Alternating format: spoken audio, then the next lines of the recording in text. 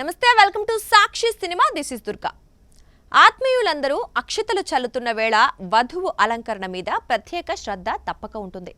పెళ్లి కూతురు మండపంలో ముస్తాబై కూర్చున్నప్పుడు ఎరుపు రంగు చీర కట్టుకుంటే ఆ అందాన్ని అభివర్ణించడం ఎవరి తరం కాదు. అసలు ఎందుకు అందరూ రెడ్ సారీకి అంత ఇంపార్టెన్స్ ఇస్తారు? రీసెంట్ గా ఏ సెలబ్రిటీస్ ఎరుపు చీరలో మెరిశారో ఒక లుక్ వేద్దాం. విజయ్ రష్మిక మూడు ముళ్ల వేడుకలో రష్మిక కట్టుకున్న చీర గురించి అందరూ ప్రత్యేకంగా మాట్లాడుకుంటున్నారు.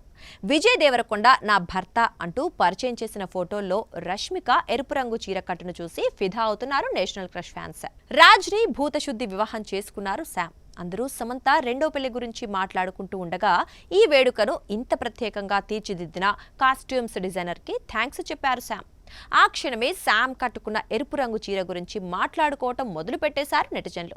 అంతేకాదు నయనతార పెళ్లిలో కట్టుకున్న చీర రంగు కూడా ఇదేనని గుర్తు చేసుకున్నారు. ఇక మలయాళ బ్యూటీలు నయన్ అండ్ శామ్ మాత్రమే కాదు, మన తెలుగింటి కోడలైన లావణ్య త్రిపాఠి కూడా పెళ్లి కూతురైన వేళ కుంకుమ రంగు చీరే కట్టుకున్నారు.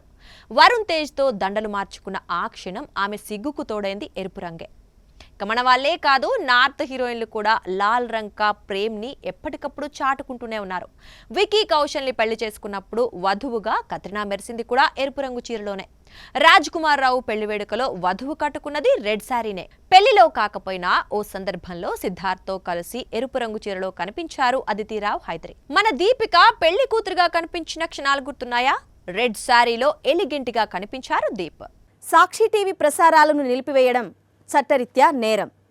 సాక్షి టీవీ ప్రసారాల కోసం మీ స్థానిక కేబుల్ ఆపరేటర్ని వెంటనే సంప్రదించండి. డిటిహెచ్లో, ఇంటర్నెట్లో కూడా సాక్షి టీవీ ప్రసారాలను వీక్షించవచ్చు.